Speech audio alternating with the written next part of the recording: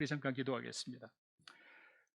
아버지 하나님, 항상 우리와 함께 계심을 믿습니다. 상황은 변화됐고 어렵지만 주님은 여전히 우리와 함께 계심을 저희는 분명히 믿고 있습니다.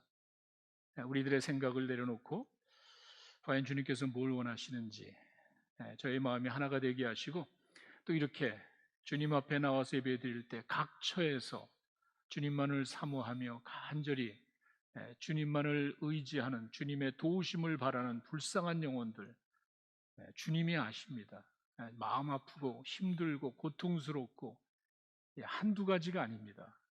예배를 통한 주님의 임재와 주님이 주시는 그 평안과 위로와 치유와 회복을 맛보는 참 복된 예배 되게 하여 주시옵소서. 우리 가운데 함께 계시는 아버지 하나님, 찬양 가운데 임하시고 기도 가운데 임하시고 이제 말씀을 통해 주의 음성 듣는 귀한 시간 되게 하여 주시옵소서. 예수님의 이름으로 기도했습니다. 아멘. 우리 하나님의 말씀을 같이 보도록 하겠습니다. 전도서 3장입니다. 전도서 3장 16절에서 이제 마지막 22절까지의 말씀을 우리 같이 한번 읽겠습니다. 전도서 3장 16절에서부터 마지막까지입니다. 같이 읽습니다. 내가 해 아래서 또 보건대 재판하는 곳에 악이 있고 공의를 행하는 곳에도 악이 있도다.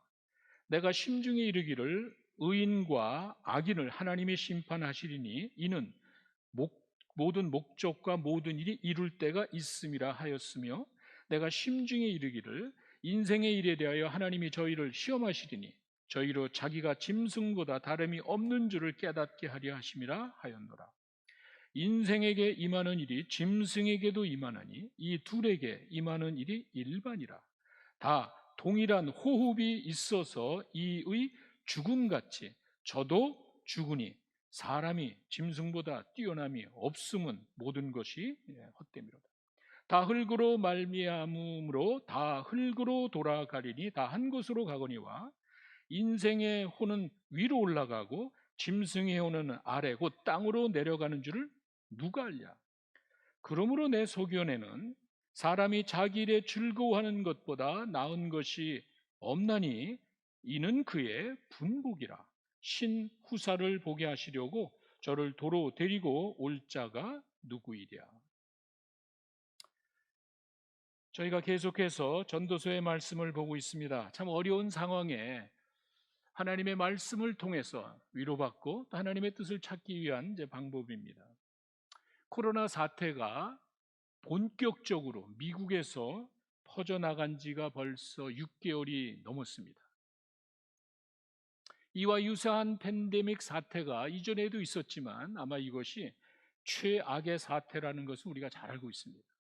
아직도 미국과 캐나다의 국경이 봉쇄되어 있고 아직도 미국의 여행객을 유럽에서는 받아주지 않고 있습니다. 얼마 전까지만 해도 그 TV나 신문에 보이는 그 텅 빈 거리의 모습, 정말 놀라는 것이 아니라 두려울 정도입니다. 어떻게 저렇게 도시가 텅 빌 수 있을까? 그뿐이 아니죠. 텅 빈 교회, 저희 예배같이 이렇게 텅 빈 교회, 텅 빈 운동 경기장, 저희가 상상하지 못한 모습입니다. 그게 이제는 아주 흔하게 됐습니다. 상대적으로 병원은 환자들로 차고 넘칩니다. 참 가슴 아픈 일입니다. 최악의 경제 상황이죠. 이게 끝이 보이지 않는 참 어려운 상황 속에 우리가 있습니다. 미국에서만 500만 명이 넘는 확진자가 발생이 됐습니다. 죽은 사람은 17만 명이 훨씬 넘습니다. 이게 바로 불과 6개월 사이에 500만 명이나 되는 그 확진자가 나오고 17만 명이 넘는 사상자가 6개월 사이에 생겼습니다. 그런데 놀라운 것은요, 미국이 전 세계 인구의 5%밖에 되지 않습니다. 그런데 사망자 수는 20%가 넘습니다. 이것이 이라크와 이란 수준이라고 합니다. 여러분 한번 생각해 보십시오. 전 세계 최고의 경제력과 기술과 인력을 가진 나라가 이렇게 됐습니다. 이럴 때 가장 기본적인 상식입니다. 마스크만 썼어도 7만 명 이상의 사상자를, 희생자들을 살릴 수 있었다는 말을 들으니까 안타까운 정도가 아니라 화가 납니다. 이 나라의 정치 지도자가 솔선수범해서 의사와 과학자들, 전문가들의 이야기를 듣고 어린 아이도 아는 상식적인 수준에서 마스크만 썼어도 희생자를 줄일 수가 있었답니다. 마스크를 쓰고 안 쓰는 것으로 싸우는 나라는 미국밖에 없는 것 같아요. 그렇게 만들었어요. 제가 지금 여러분들에게 정치적인 이야기하는 게 아니죠. 저는 거기에 관심이 없습니다. 한 생명을 살리기 위해서 마스크 하나 쓰면 된다는데 그 지도자 한 사람의 잘못된 생각이 이렇게 된 거예요. 내가 쓰기 싫어도, 쓰기 싫죠. 내가 쓰기 싫어도 다른 사람을 위해서 써야 한답니다. 이게 성숙한 시민의식 아니에요? 나는 환자가 아닙니다. 나는 코로나가 없습니다. 그러나 상대방이 모르잖아요. 상대방이 나를 봤을 때 저 사람이 환자인지 모르니까 써주는 거예요. 또 나도 모르죠. 내가 환자인지. Patriotic Duty, Patriotic Act라는 말을 씁니다. 내가 마스크를 쓰는 것이 애국자의 마음으로 나라를 지키고 보호하는 행동이랍니다. 애국자의 자세랍니다. 이게 뭐 대단한 것이 아니잖아요. 마스크 하나 쓰는 게 뭐 그렇게 대단하냐. 그거 썼으면 수많은 생명을 살렸다는데 그걸 왜 못하냔 말이에요. 지나친 개인 이기주의 결과로 이렇게 됐다는 것이 너무 마음이 아픕니다. 일반적으로 사람이 당하는 고통에는 두 가지 이유가 있다고 합니다. 첫째는 자연적인 재앙입니다. 태풍이나 무슨 뭐 토네도라든지 쓰나미, 이런 팬데믹 같은 거. 이건 개인적인 이유가 아니잖아요. 이 자연적인 재앙으로 고통을 당할 수가 있고, 또 하나는 도덕적인 재앙입니다. 테러한다든지 폭력을 한다든지 자기 개인적인 이유 때문에 사람들은 또 고통을 겪습니다. 뭐 쉽게 이야기해서 뉴욕 쌍둥이 빌딩이 무너진 것은 자연재앙이 아니라 도덕적인 재앙이라는 게 그 말입니다. 우리가 이미 다 잘 알고 있습니다. 근데 문제는 자연적인 재앙을 제대로 수습하지 못하면 도덕적인 재앙까지 당하게 되는 거예요. 코로나 사태는 자연적인 것이지만 그 해결하는 것은 도덕적입니다. 상식적으로만 했어도 이렇게는 되지 않았는데 이 자연적인 재앙에 이제는 도덕적인 재앙까지 더해졌다는 그 말입니다. 그래서 우리 미국이, 최고의 경제력과 기술과 인력을 가진 미국이 이란과 이라크 수준으로 내려갔습니다. 과거에는 이런 무서운 재앙이 들어오면은, 몰아치면은 사람들은 교회로 몰렸습니다. 교회 와서 기도했습니다. 그러나 이제는 교회가 문을 닫은 상태이기도 하지만 사람들의 마음속에 하나님이 없습니다. 사람들의 마음속에 하나님을 찾는 마음이 없습니다. 이게 문제입니다. 사람들의 마음속에 하나님을 찾는 그 신앙이 점점 사라진다는 게 그 말입니다. 하나님이 어디 계시지? 어떤 분은 하나님도 자가 격리 중이신가? 비웃고 있습니다. 이것이 지금 우리가 사는 세상의 모습입니다. 하나님께서는 우리 사랑하는 자녀들이 고통을 당하는데 도대체 뭘 하고 계신 것이지? 아픔과 호소하는 그 소리보다는 이제는 더 하나님을 원망하는 그 탄식의 소리가, 원망의 소리가 커지고 있습니다. 하나님을 향한 신앙의 어떠한 그 흔들림이라고 그럴까? 하나님을 향한 그 고민을 사람들이 하고 있습니다. 지난주일 저희는 때를 분별하는 지혜라는 제목으로 이 시간에 대해서 생각해 봤습니다. 이 문제는 뭐냐면 우리는 인간은 시간 속에 묶여 살지만 하나님은 시간 바깥에 있다는 거예요. 우리는 시간에 묶여서 거기에 제한적인 삶을 살지만 하나님께서는 시간을 컨트롤한다는 거예요. 이게 차이예요. 하나님께서 시간 밖에서 때를 따라 아름답게 하신다는 이것을 우리가 이해를 하지 못하기 때문에 이게 문제가 있습니다. 우리는 부분적인 것만을 보고 있고 하나님은 전체를 보고 있습니다. 나는 현재 아픔을 호소하고 있지만 하나님은 큰 그림을 그려나가고 있다는 것이 참 이게 쉽지 않습니다. 이해하기 어렵습니다. 우리는 그 사실을 성경을 통해 배우고 있지만 하나님의 그 크신 계획 안에 지금 내가 아프고 고통을 겪고 있다는 이 사실이 이게 참 힘듭니다. 현재를 이겨나가는 우리들에게 참 어렵습니다. 사실이에요. 어떤 분의 간증을 들었습니다. 갑자기 가슴에 통증이 와서 급하게 병원으로 갔습니다. 심근경색으로 진단을 받고 그 자리에서 수술을 받고 생명을 건졌습니다. 그 짧은 순간에 병원에 가서 심근경색으로 죽게 되었다는 그 순간에 수술을 받고 나는 그 짧은 그 순간에 이분은 정말 많은 것들을 생각했습니다. 이전에 생각해보지 못한 것들이 떠오르고 이전에 보지 못한 모습을 봤습니다. 인간이 이렇게 연약하고 내가 이렇게 부족하다는 사실을 그분은 그때 처음 느꼈답니다. 맞죠? 죽음 앞에선 자신의 모습을 통해서 생명의 소중함을 느끼고 그 생명이 내 것이 아니라 하나님의 선물이구나. 내가 지금 하나님의 선물을 받고 살아가고 있구나. 그러면서 그 고통 가운데서 하나님께 감사했답니다. 그 고통은 자기에게 힘들었지만 그 고통이 유익한 거예요. 이전에 알지 못했던 하나님, 깨닫지 못했던 진리를 깨닫게 된 거예요. 평소에 알지 못했던 내 모습을 보게 된 거예요. 감사하죠.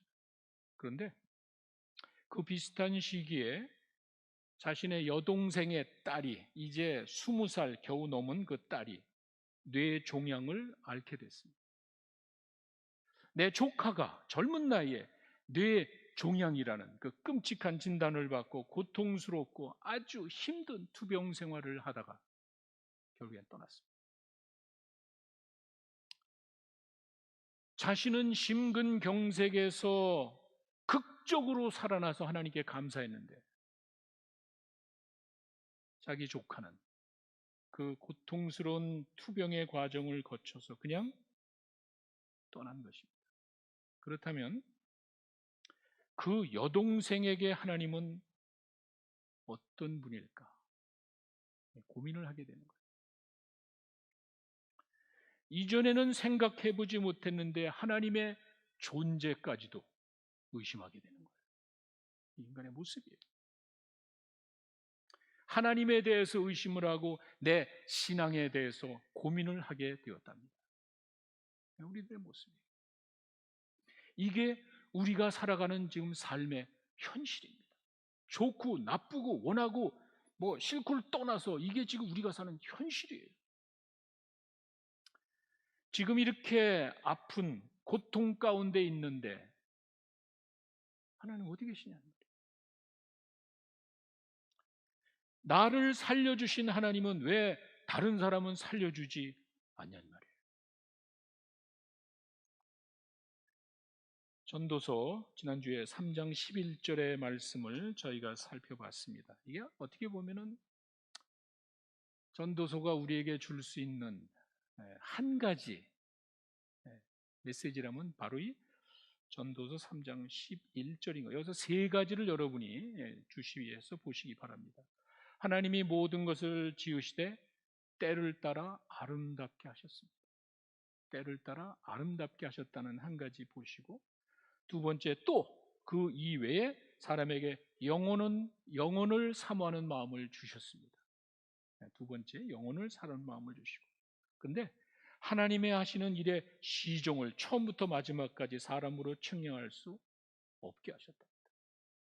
참 굉장히 심오한 말입니다. 전도서 전체 메시지라고 제가 이야기한 이유는 때를 따라 하나님께서 정하신 대로 여러 가지를 많이 하시지만 하나님께서는 언젠가 우리들의 삶을 아름답게 이끌어 가실 때가 있다는 거예요. 그런데 이 땅에 사는 저희들에게 그것이 전부가 아니기 때문에 그 때를 따라 우리에게 아름답게 하시는 건 좋지만 그것이 전부가 아니라는 사실을 깨닫게 하기 위해서 영혼을 사모하는 마음을 주셨습니다. 허무한 이 땅을 살아가는 우리들에게 주신 이 허무함을 극복해 나가는 방법이라는 거예요. 때를 따라 아름답게 하시는 그 하나님이 그것이 전부가 아니야 고통당하며 허무함을 느끼는 사람들에게 그것을 극복하는 방법으로 그 이상의 것을 볼 수 있는 능력을 주셨다. 영혼을 사랑하는 마음을 우리 인간에게만 주신 거예요. 그리고 하나님이 하시는 모든 일은 우리가 도저히 이해할 수가 없습니다. 나는 현재를 바라보고 시간에 얽매여 있지만 하나님은 큰 그림을 가지고 시간 밖에서 일하시기 때문에 우리가 이해할 수가 없는 거예요.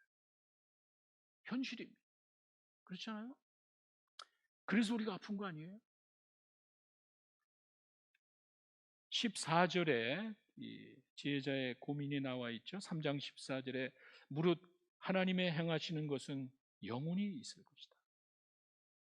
하나님은 영혼을 두고 일하신다는 거예요. 우리는 지금 현재를 살아가지고 참 이게 참 깊은 말입니다. 이해할 수 없고 받아들일 수 없지만 정말 하나님은 하나님의 하시는 일은 영원한 거예요. 영원한 가치를 가지고 있는 거예요. 이것을 우리에게 이야기를 해주고 있습니다. 자, 오늘 제가 여러분들에게 이 솔로몬이 이 지혜자의 고민이 뭔지 여러분과 함께 나눠보려고 합니다. 먼저는 하나님의 정의는 어디 있는가? 16절에 보시면은 내가 해 아래서 보건대 또 재판하는 곳에 악이 있고 공의를 행하는 곳에 악이 있도다. 이거는요 현실을 두고 이야기하는 것이 아니라 빈정대듯이 하는 말이에요. 빈정대듯이. 공의가 이루어져야 될 재판정에 어떻게 악이 있고 공의가 집행되어져야 되는 거기에 어떻게 악이 있을 수 있냐 이거예요. 그것도 하나님의 사람들이. 하나님을 믿는 사람들 가운데 어떻게 악이 판을 치고 있냐 이거예요. 하나님 뭐 하시지? 그 말이에요. 이렇게 잘못된 것이 우리 눈앞에 있는데 하나님은 악을 방치하시는 것 아니야? 빈정대듯이 이야기하는 거예요. 어떻게 할 수 있냐? 이 잘못된 현실을 바라보는 우리들도 안타깝지만 하나님은 무엇이냐? 아모스 선지자의 그 경고가 생각이 납니다. 하나님의 백성들이 그렇게 빗나갔을 때 저는 이 성경에 아모스 같은 선지자가 있다는 것이 정말 깜짝 놀랐어요. 그 민주화 운동을 위해서 몸부림치던 시절입니다. 제가 대학에 가서 잠깐 가르칠 텐데 저는 신학교입니다. 일반 대학이 아니라 그 신학교 대자보의 단골 메뉴로 뜨는 성경 구절이 아모스 5장 24절입니다. 정말 기가 막힌 말씀. 오직 공법을 물같이 정의를 하수같이 흘릴지어다. 신학을 공부하는 신학도들이 기도만 하고 있는 것이 아니라 이런 대자보를 끼면서 그 당시에 그 잘못된 사회에 가만히 있으면 안 되잖아요. 골방에 앉아서 기도만 하고 있으면 안 되는 거 아니에요. 뛰쳐나온 거예요. 정말 그 당시 교수로서 느낀 심정은 막고 싶지 않은 신학생들의 데모였습니다. 일반 대학생들 이야기하는 게 아닙니다. 그 당시 데모하던 일반 대학생들은 지금 권력을 쥐고 있습니다. 제가 그 사람들 놓고 이야기하는 게 아니에요. 하나님의 말씀을 연구하고 기도하는 그 사람들도 이 안타까우니까 뛰어나가는 거예요. 똑똑한 친구들이에요. 의식 있는 친구들이에요. 기도만 하고 가만히 있는 것이 아니라 사회 정의를 위해서 나아가겠다. 사실 뭐 교수로서 가서 데모를 막아야 되는데 참 자랑스럽다. 그 중에 한 사람이 필리핀에서 좀 선교하는 정대섭 선교사. 그 당시 저희 신학교 신학 그 신문이죠. 학보사 편집장을 하면서 안타까운 심정을 토해놓고 길거리로 나갔습니다. 참 그런 이 사회가 불합리하게 되어졌을 때 법 질서의 공정함이 무너졌을 때 사람들의 마음이 어떻게 했냐? 가만히 있으면 안 되죠. 권력을 가진 재판장이 뇌물을 먹고 불공평한 재판을 합니다. 사회가 어떻게 되겠어요? 권력을 가진 자들이 백성들을 위한 것이 아니라 자기 욕심대로 통치를 합니다. 어떻게 되겠어요? 솔로몬은 그것을 바라보면서 하나님의 정의가 어디 있냐는 거예요. 물론 여러분 그 다음 구절에 보면은 17절에 3장 17절에 분명히 나와 있습니다. 하나님께서 나중에 심판하실 거라 이야기하지만 그때를 어떻게 하냐는 거예요. 3장 17절에 하나님이 심판하실 거라고 이야기하면 그것이 애매모호하다는 것이에요. 왜? 하나님의 때를 우리가 알 수 없잖아. 그리고 그 악인을 심판하는 것이 혹시 미래 다시 죽음 후에 이루어져? 그걸 어떻게 믿냐는 거예요. 그 말이에요. 그뿐만이 아니라 그 다음 구절에 가시면은요, 전도서 4장 1절에 가시면 학대받는 자가 눈물을 흘리는데 정작 위로하는 자가 없답니다. 야, 이거 한번 생각해 보세요. 학대받는 자가 아파서 고통 가운데 눈물을 흘리는데 위로할 사람이 없단 말이에요. 그런 사회. 억울한 일을 당하는데도 도와주는 사람은 없고 학대하는 그 나쁜 사람에게는 힘이 있대, 권세가 있대. 야, 한번 생각해 보세요. 악에 대한 심판을 미루시는 그 하나님을 바라보면서 탄식하는 거예요. 하나님의 정의가 어디 있습니까? 그뿐 아니죠. 8장 14절에 가시면은 불합리하고 불공평한 일들이 한두 가지가 아니에요. 거기 보시면은요, 악인이 받아야 될 처벌을 의인이 받는단 말이에요. 말이 됩니까? 악인이 받아야 될 처벌을 의인이 받고 의인이 받아야 될 합당할 보상을 악인이 받고 있단 말이에요. 이야, 이거 바라보니까 이게 말도 안 되는 일이잖아요. 그렇게 사회가 이루어지고 있다는 거예요. 이 얼마나 부정의한 인저스티스한 모습이냐. 얼마나 허탄, 이게 하나님의 백성들 가운데 이런 일이 일어나고 있는 거예요. 솔로몬은 그와 같이 인저스티, 부정의한 사회를 바라보면서 하나님의 백성들이 고통을 겪고 있는데 하나님 뭐 하시죠? 이렇게 학대받는 사람에게는 위로가 없고 학대하는 사람들에게는 권력이, 힘이, 권세가 주어졌다. 악인은 형통하고 의인은 고통을 겪고 있단 말이에요. 하나님 어디 계시죠? 하나님 뭐 하시죠? 하나님의 정의가 어디 있죠? 하나님께서는 자신이 정하신 때에 세상 모든 일을 아름답게 하시리라는 걸 우리가 믿고 있습니다. 그런데 지금 고통당할 때, 지금 사람들이 어려울 때 답이 없다는 거예요. 이게 문제예요. 하나님의 하시는 일 자체가 잘못됐다고 이야기하는 게 아니에요. 지금 내가 당하는 고통에 답이 없는 거예요. 지금 고통을 당할 때 해결책이 없어서 안타까워하는 거예요. 지금 사람들이 고통을 당할 때 하나님을 찾아볼 수 없는 이것이 문제라는 거예요. 그렇잖아요? 지혜자의 고민은 악이 판을 치고 있고 불합리한 일들이 이루어지고 있는데 하나님 뭐 하시죠? 참 깊은 말입니다. 하나님의 존재를 의심하거나 하나님의 하시는 일 자체가 잘못됐다고 그러는 게 아니잖아요. 그 현재 아픔 가운데 고통을 호소하는 거예요. 참 순수한 그러한 모습이라고 볼 수 있습니다. 또 하나 지혜자의 고민은 죽음 이후의 삶을 누가 하냐 이거예요. 죽음 이후의 삶을 누가 알죠? 20절에서 21절에 있는 말씀을 잘 읽어보시면요, 인간이나 짐승 모두 다 똑같은 거 아니야? 다 뭐 죽는 건 마찬가지 아니야? 그렇게 이야기를 하면서 다 흙에서 왔기 때문에 흙으로 돌아가. 근데 뭐 사람의 영혼은 뭐 위로 올라가? 좋은 데로 가고, 뭐 동물의 영혼은 뭐 나쁜 데라 그럴까? 뭐 밑으로 내려가? 그걸 어떻게 알아? 솔로몬은 솔직하게 지혜자라고 하지만 그걸 어떻게 하냐는 거예요. 죽는 것은 똑같아. 인간이나 동물이 똑같이 죽는데 그 이후에 각기 다른 곳으로 가? 그걸 어떻게 알지? 인간이 지성과 영성을 소유했다고 하지만 영혼에 관해서는 알 수가 없다.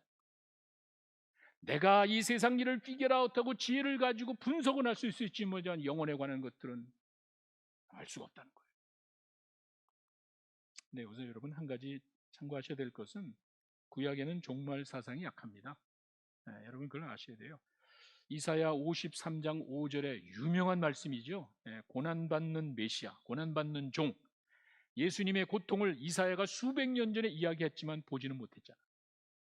하나님이 주신 그 예언의 말씀으로 백성들에게 주지만 보지도 못했잖아. 그러나 신약의 백성들은 그걸 봤죠. 그 이사야 53장 5절에 나와서 그 고통당하는 그 메시아를 신약의 백성들은 보지 않았습니다. 십자가에서 고통당하시는 하나님의 어린 양을 보지 않았습니까? 그리고 부활했잖아요. 이렇게 고통당하는 그 메시아를 보고 그 죽음 가운데서 부활한 메시아를 본 신약의 백성들과 그것을 멀리 바라보고 예언했던 구약의 백성들은 다르겠죠. 그래서 구약에는 종말 사상이 약한 게 사실입니다. 신학에서 이것을 발전적인 계시라고 봅니다. Progressive Revelation이라 그래서 구약에 어렴풋이 있었던 것이 신약의 완성이 되지 않습니까? 네, 이런 것들을 봤을 때 구약에 아무리 똑똑한 솔로몬이라 그래도 미래에 대해서는 확신이 없었죠. 부활에 관한 확신이 없죠. 네, 여러분이 그런 배경들을 좀 아셔야 됩니다. 그리고 전도서의 주제가 무슨 뭐 부활에 관해서 이야기하는 게 아니죠. 인간의 허무함을, 이 세상 것으로 만족할 수 없는 인간의 그 세상의 삶의 그 삶의 그 헛된 모습을 설명하는 것이지 뭐 부활 설명하는 게 이 전도서의 목적이 아니죠. 그러니까 아무래도 전도서에 나와 있는 솔로몬은 그 수준이라 그럴까 그 한계를 벗어나지 못하고 죽음의 걸 우리가 어떻게 하냐 이렇게 한탄한 것입니다. 이 면에서 우리는 알 수 있죠. 우리 신약의 백성들은 정말 하나님께 감사해야 됩니다. 사도 바울이 그걸 분명히 이야기했습니다. 우리 신앙의 가장 기본적인 진리를 고린도전서 15장에서 바울은 분명히 이야기했습니다. 잘 기억하십시오. 15장 6절에 가시면 부활의 증인들을 이야기합니다. 우리가 부활을 믿는 것은요, 뭐 분석해서 믿는 게 아니에요. 부활을 본 사람이 있단 말이야. 500명에게 동시에 나타났대. 그리고 500명의 동시에 나타났대. 지금 그 사람 중에 대반이나 대부분이 살아있대.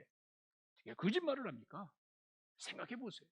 뭐 한 20년에서 한 뭐 예수님 부활하시고 승천하신 다음에 고린도 전서 이 기록하기까지 한 25년 정도 차이가 있습니다. 25년 전에 예수님이 부활하시고 500명에게 동시에 나타났는데 그 사람 지금 대반이나 살아있지 않냐? 부활의 증인을 이야기합니다. 봤대는데 어떻게 하겠어요? 이게 거짓말이라면 어떻게 이것이 여태까지 오냐? 15절로 가시면요, 부활이 없다면 우리는 거짓 증인이래. 사도 바울이 부활을 증거하고 수많은 크리스찬들이 부활을 증거하는데 부활이 없다면 거짓말이 아니에요. 무슨 말이죠? 기독교는 거짓에 근거한 종교라는 거예요. 여러분들은 지금 부활이 없다면 거짓말하는 종교를 믿고 있다는 거예요. 19절에 가시면은요, 이 세상에서 우리 믿는 자들이 가장 불쌍한 사람이래. 무슨 말이죠? 바보 같은 사람이라는 거예요. 부활이 없다면 지금 제가 이렇게 막 침을 튀기면서 이야기하는 게 바보 같은 짓이고, 이렇게 나와 앉아서 듣는 여러분은 바보 같은 사람들이에요. 무슨 말이죠? 우리 기독교는 거짓에 근거한 것을 믿는, 거짓을 근거로 한 종교이고, 여러분들은 거짓에 근거한 것을 믿는 바보 같은 사람이에요. 여러분 그렇게 믿습니까? 솔로몬은 죽음 후의 일을 우리가 어떻게 알겠냐? 맞는 얘기예요. 솔직한 순수한 이야기. 내가 어떻게 알 수 있냐? 알 수 없지요. 믿을 수는 있잖아. 성경에 나와 있는 그 증거를 바라보면서 우리는 말씀을 통해서 이전에 그들은 보지 못했고 이전에 그들은 체험하지 못했지만 신약의 백성들 예수님이 이 땅에 실제로 오셔서 고통당하시고 죽으시고 부활하신 것을 봤기 때문에 믿을 수 있잖아. 알 수는 없지. 도저히 알 수 없지만 우리는 믿을 수 있잖아.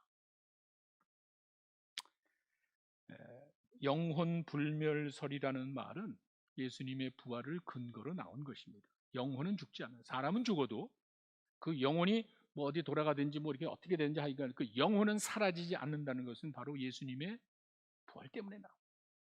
예수님이 죽으신 다음에 부활하셔서 그 이유 때문에 임모탈리티라는 모든 학문에서 철학이나 심리학이나 모든 종교에서 임모탈리티는 부인하지 않죠. 예수님의 부활 때문에.